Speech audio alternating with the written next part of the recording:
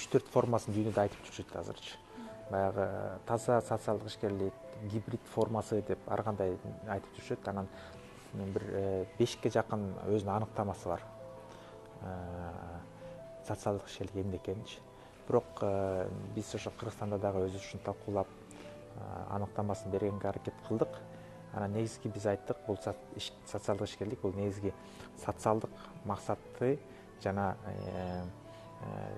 финансылык каражаттын бир sustainable болуш керек деп, туруктуу болуш керек деген ойго келдик да. Сөзсүз бир социалдык көйгөйлөрдү чечип, социалдык көйгөйдүн үстүндө иштеп, анан бир туруктуу бизнес модели болуш керек дедик. Башкалардан көз каранды болбой, өзүнөн өзү ошол ишкана өзүнө каражат табыш керек деген ушундай бир аныктамага келдик да.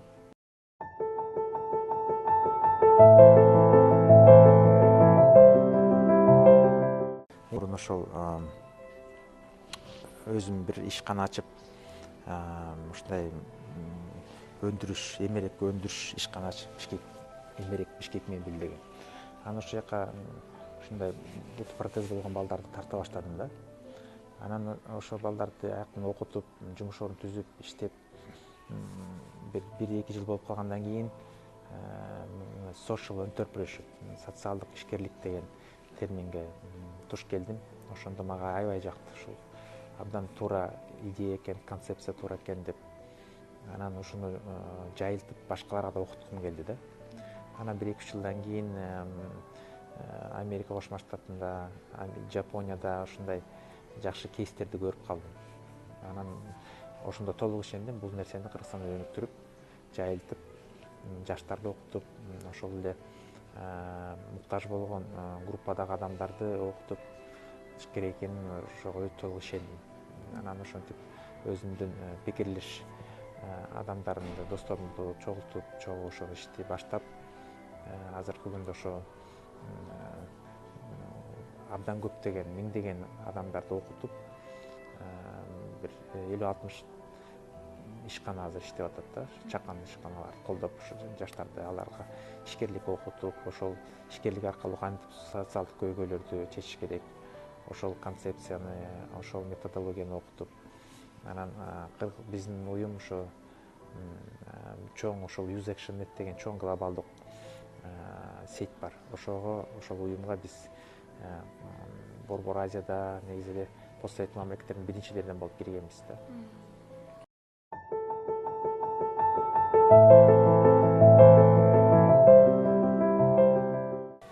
Эгер андай болсо, сөзсүз эле ишкерликке барыш эмес, ал кажет эмес, себеп дегенде ошол эле азыр мисалы жарандык сектор бар, туурабы? Жарандык активисттер бар.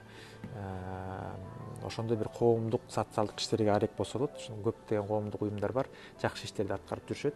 Ошолордун катарына кошулуп, ошол социалдык көйгөйлөрдү чечсе болот.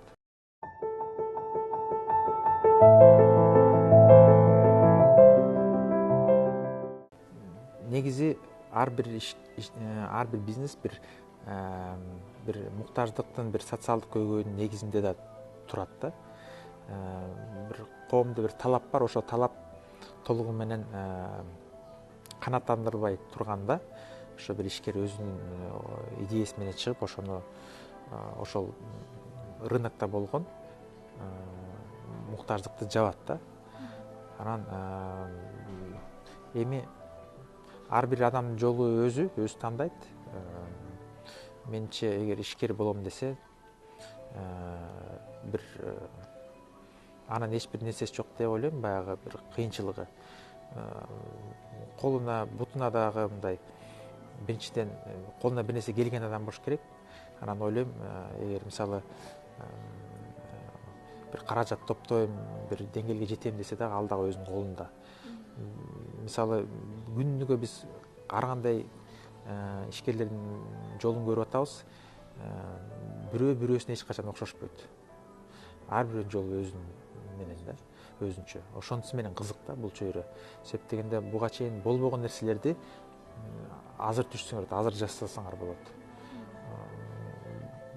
азыр күнүгө дүйнөдө көптөгөн өзгөрүүлөр жүрүп атат да. Ошону биз көрүп атабыз бүгүнкү күндө. Абдан кызыктуу ишкерлер, абдан кызыктуу идеялар ишке ашып атат.